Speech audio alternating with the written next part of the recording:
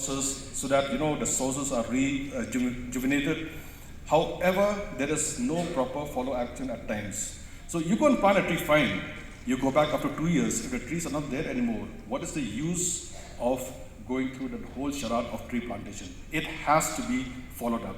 So therefore, my request to all the departments is that once you have completed the first step, follow-up action also is required to be done. This is for the different departments we're talking about. The second point I would like to put across is source management.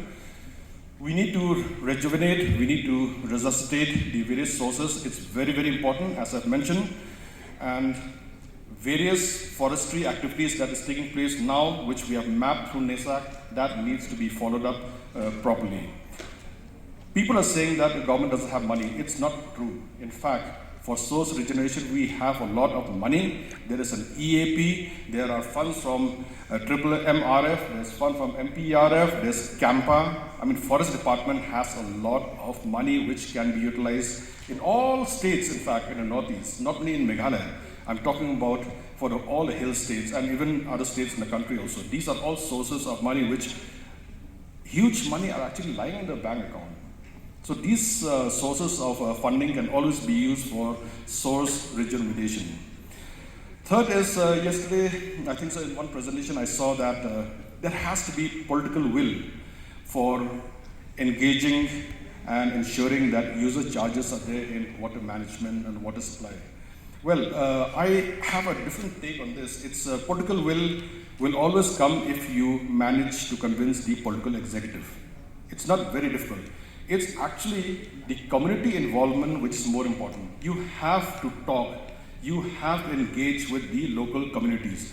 In fact, when it comes to user charges, it's difficult in the urban area. In the rural area, surprisingly, it's easier.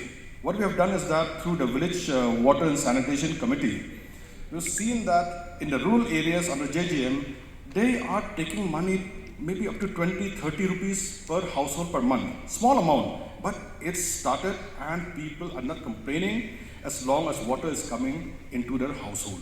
So this practice is happening now for the last 2-3 years, and I'm sure that as time passes, more and more will be engaged, more and more will come through, and even in the urban area also it will be much, much easier to listen to this properly.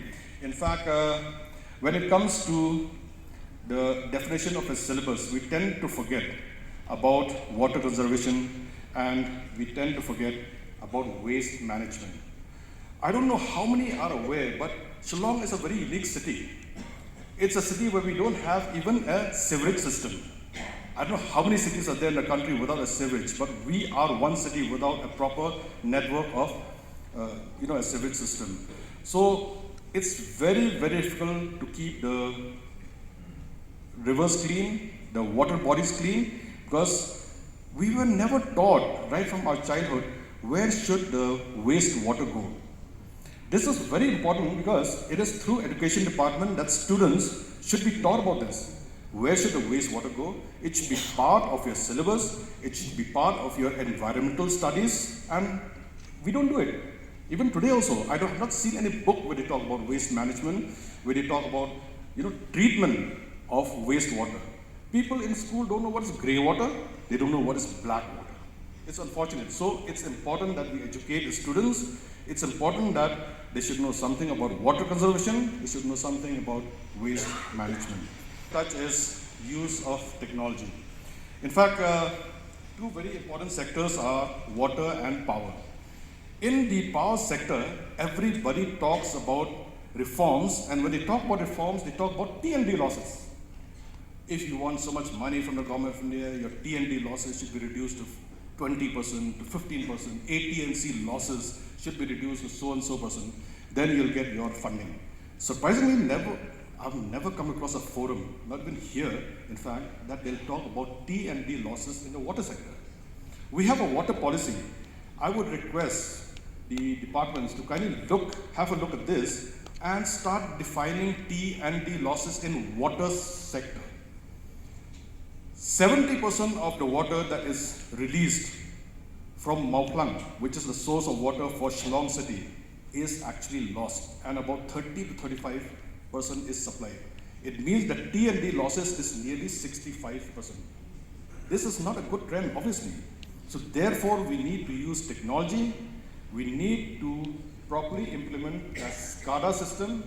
We need to use IoT to ensure that optimal supply, optimal use of water is there and the efficiency is increased.